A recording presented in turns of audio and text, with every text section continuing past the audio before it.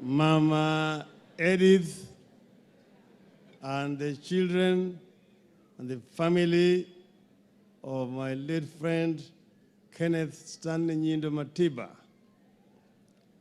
Your Excellency, the President, Deputy President, fellow mourners, and Muranga Muriega, Muriega Rengi, Madani Arogoshu.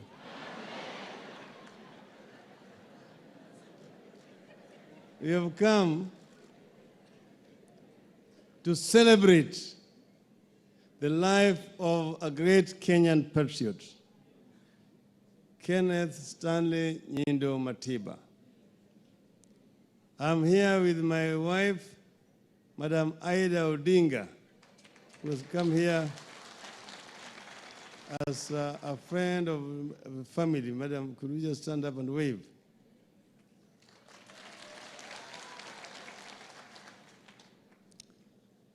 We are family friends of Ken.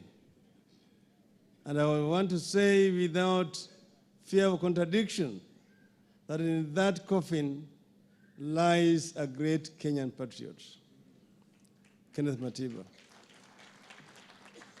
People have talked of Matiba as a philanthropist, Matiba a family man, Matiba a bureaucrat, Matiba a businessman, Matiba a sportsman, Matiba the politician. So people have done justice to a number of those topics, except one, Matiba the sportsman. I first came to know Matiba in the game of soccer. And we became close friends. At that time, he was the chief executive of Kenya Breweries. And because of his love for soccer and sports generally, he started a very, very strong club, the Kenya Breweries Football Club, which became the league champion. I was myself first in Gor Mahia. Then I found myself in Luo Union, and we were competing. But there was too much tribalism or ethnicity in soccer, which had messed the soccer. So Matiba stood for the chairmanship of Kenya Football Association. And they did, as usual, the rigging. It was rigged out. And when it was rigged out, then we convened a meeting, all of us were dissatisfied because we wanted a change in soccer management. So we convened a meeting. This meeting was held at the board of East African Power and Lighting boardroom, then headed by Mr. Gishau. And we came from different football clubs. And we sat there, and Ken was the one who was chairing it. And he said that these people are messing the soccer, the game that we all love. We must do something to organize soccer in our country. I am ready to do everything possible to use all my influence to reorganize soccer. And we agreed that we will work together. Present there was late Jomo. We elected Matiba as the chairman, Jomo secretary, the late Mr. Gichau treasurer. I was organizing secretary. We organized soccer, and Matiba put a very strong team to manage soccer, particularly in terms of financing. And we brought in professional coaches into the country. And we improved the quality of soccer. Kenya, for the first time, won the East African Club Championship and also the National Championship under Kenneth Matiba. And he's the one who started the academies in the country. And he said, for us to succeed, we need to go professional. Of course, there's a lot of resistance about going professional. Some of you who are there may remember that Matiba brought Mr. Pele into this country to come and talk about how to improve soccer. But because of resistance against going professional, Matiba resigned out of the soccer administration, handed over all the books of accounts to incoming office, and went to do other things. So Matiba was somebody who was very principled, indeed. In those days, we had, of course, the clubs and the funds, and that became the basis of our organization later on. When Matiba found himself being rigged again in politics, he resigned from government and had just come from my second detention. And when they made that statement with Charles Rubia, by the way, I'm representing Charles Rubia in this occasion here,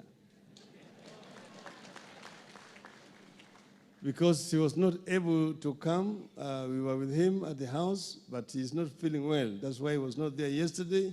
That's why he's not here today. But the family are here. Will you just stand, the family of Charles Rubia? There. Up there. So, after they made that statement, there was that chorus of condemnation. Tribalists, ethnic chauvinists. If you want to divide the country is not ready for multipartyism in another 100 years. This multipartyism is going to create a lot of ethnic divisions and hatred.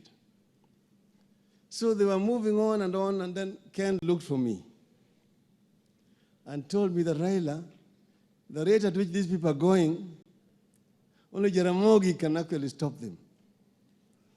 So I want you to talk to Jaramogi to agree to make a statement. So I arranged a meeting with Jaramogi. And when we met, Ken explained to Jaramogi, said, Jaramogi, you are like a cock who crew too early, and the rest of the country was still asleep. Therefore, they did not understand you. They didn't hear you when you were crowing. But now Kenyans are awake. Kenyans are ready to come with you. And I want us to work together. So then, after he finished, Jaramogi told him, I want you to bring your friend, Charles, because Jaramogi knew Charles better. So the following day, Ken came again with Charles Rubia. And we then now talked together, and we talked. Jaramogi had also a chingonek with him, Lukobok. And then we agreed that Jaramogi would make a statement. Ken went back to Diani. Then that night, Ken's home was attacked. Edith was attacked. She was cut with pangas. When he got a phone call that Edith was in Nairobi hospital, Ken flew back to Nairobi. And then together we went to see Edith in the ICU in Nairobi hospital. There's some things which are not known to Kenyans. The kind of brutality that was meted on the family, the suffering that the members of the family have undergone during all this period when Ken himself was also suffering. So, but we had agreed, then I came to Riara, and we agreed that we were going to organize the Kamkunji meeting together. Said Ken had connections with matatus. So he would use matatus to mobilize people. And I would use my soccer connection, bring the Gor Mahia funds. to fill the Kamukunji grounds. So he said we are going to go, because the statement was we were going to ask Kenyans if they are ready for multipartyism. Then our lawyers, I have not seen Paul Mwite here, and Gibson Kamau Kuria. Kiraitu is here, I think Kiraitu probably has represented them. And John Haminwa. Within no time, these people came. The Askaris were stationed in front of Matiba's office in College House. They were in my office. I found so many Askaris there, in Rubia's office. When I came out of the lift, I found them there. I went into the office. They followed me and said, no, I want you to know we are not here to harm you. We're only here to prevent Matiba and Rubia from coming to see you. Apart from that, Paul Mwite and Kamau Kuria should not come into this office. You also should not go to the offices because there are also Askaris there in those offices. So I said, but how can I not see Kamau Kuria, understand Matiba? Kamau Kuria is the lawyer of this company, and I'm the managing director. How can you stop me from seeing my managing director? In the end, they said I can go. I went to Kamau Kuria's office with Kiraitu, so many police officers. 2 days later, Matiba was picked up, and Rubia, ameenda, amechotwa. Another 2 days, walikuja kwangu. Wakaniambia tunakutaka kwa dakika kidogo tu. Nasema nitakuja baadaye. No, tunataka wewe haraka sasa hivi. Tulienda. So we were taken. Of course, I was very familiar with the environment. Committee, maximum security prison. I had been taken to Shimulatewa, to Manyani, to Naivasha. There's no detention camp I've not been to apart from Hola. Then as we were here, Matiba was in what was called isolation block. And I was in what was called segregation block. Those who have been to committee know what I'm talking about. So the Askaris would alternate. Some of them would be looking after me this week. Others would be with Matiba that week. The following week, they would change. That's how I got to know how Matiba was doing. So they would tell me that your friend is a very clean man, very hardworking person. He has cleaned the entire block. And he has even cut the grass around. He wakes up in the morning and just does cleaning. And after breakfast, he does a lot of cleaning. He even washes his clothes.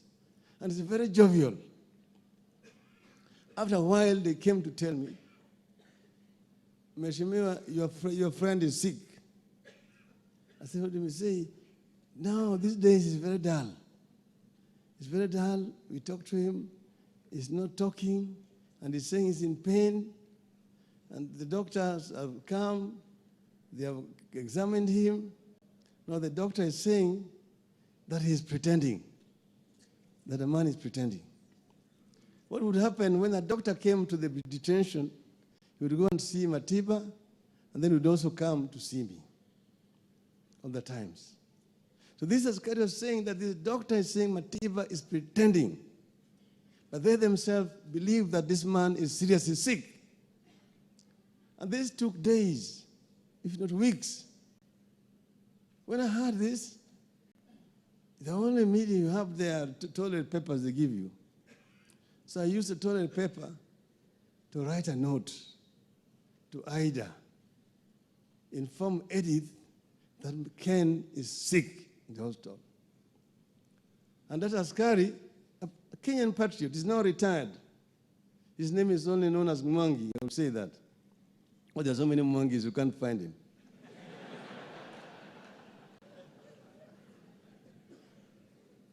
He is the one who took that note to Ida, and that's how Ida informed Eddie that Ken was sick.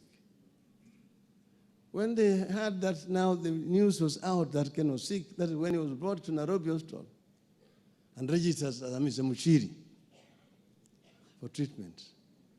Why am I saying this?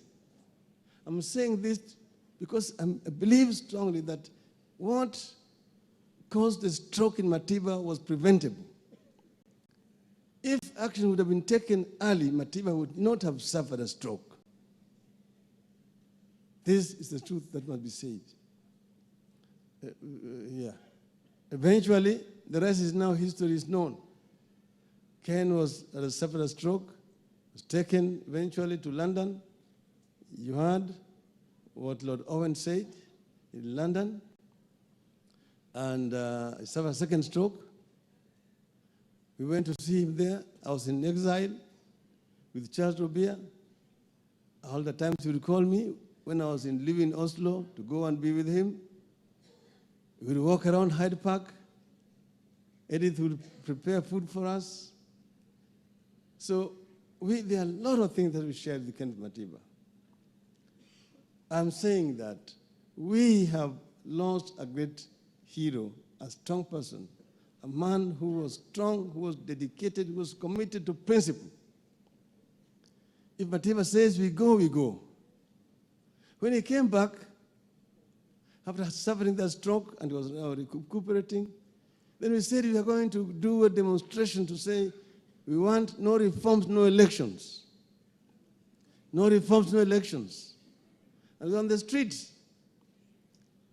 We came, we met in front of College House. We went through Koinange Street into Kenyatta Avenue. We walked all the way Parliament Way, Harambee Avenue, up to the Electricity House when they charged. And when they charged, there's one young man who saved Matiba's life. Because the Askari was going to hit Matiba, and this young man put his hand like this and received the impact of that. He was going to hit Matiba's head. That young man is called Captain Lumumba Owade.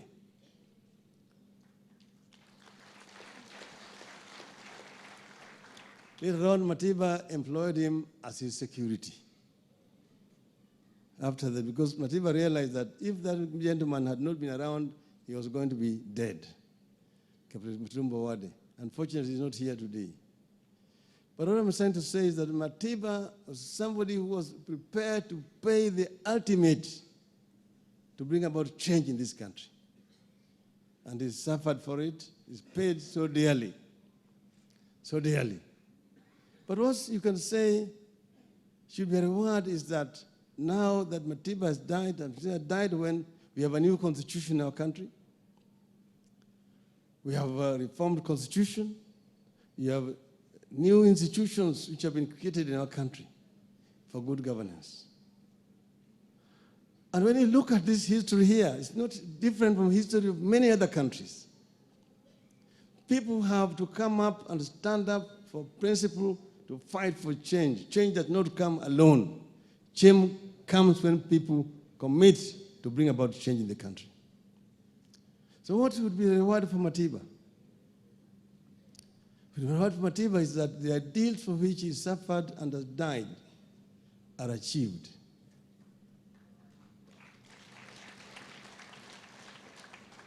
And it is because of this that after what we have been through in this country, and after we were organized for a long time and realized what is happening to our country, where is Kenya going? When my brothers sent a message to me, Uhuru, that we should talk, I said, I'm always ready to talk for the sake of Kenya.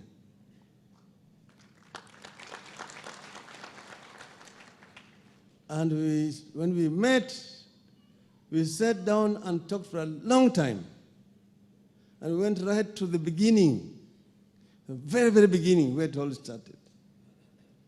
What happened? How did we become Kenya? And when did the rain begin to beat us? and why? And what do we need to do to get Kenya back on track so that we can be able to achieve the Kenyan dream as coined by the founding fathers of our nation? So we sat down and we discussed and said, look, we're having so many countries in one. At the moment, you have a country where if a child goes to do an interview for a job, the moment he or she mentions their name, the name is either a curse or a blessing. You will get that job or not, because of what we have become. We are so divided ethnically. That's why we talked about inclusivity, ethnic cohesion. We talked about divisive elections. We talked about tribalism. We talked about corruption, insecurity, and so on. So if we address those things, then we can bring our country together. And when we agreed, then we said it's now ready to go and announce it to the people of Kenya. And we announced it, and we agreed we will shake hands. That is the handshake. And I believe strongly in what we have signed, what we've agreed on. We are not thinking about 2022. 2022 will come and go. We are thinking beyond 2022. And we agreed that the division that has all the times failed Kenya to achieve the Kenyan dream as coined by the founding fathers must be removed. It will end with us, Raila Odinga and Uhuru Kenyatta. So that we can bequeath to the future generation a better country. That our children, our grandchildren, our great-grandchildren can live in a different country from the one that we lived in. That Kenyan can walk tall. Kenya is a great country. Kenya has a great potential. You have a youth, you have a manpower, you have got resources. What is lacking is proper leadership that will enable us to realize the Kenyan potential so that Kenya can rise up and become one of the growing nations in the world. I have spoken so much because of my friend Ken Matiba. Fare thee well, Ken. Fare thee well. Pass our greetings to Mzee Kenyatta, to Jaramogi Odinga, to Pio Gama Pinto, Masinde Muliro, and so on. Thank you very much.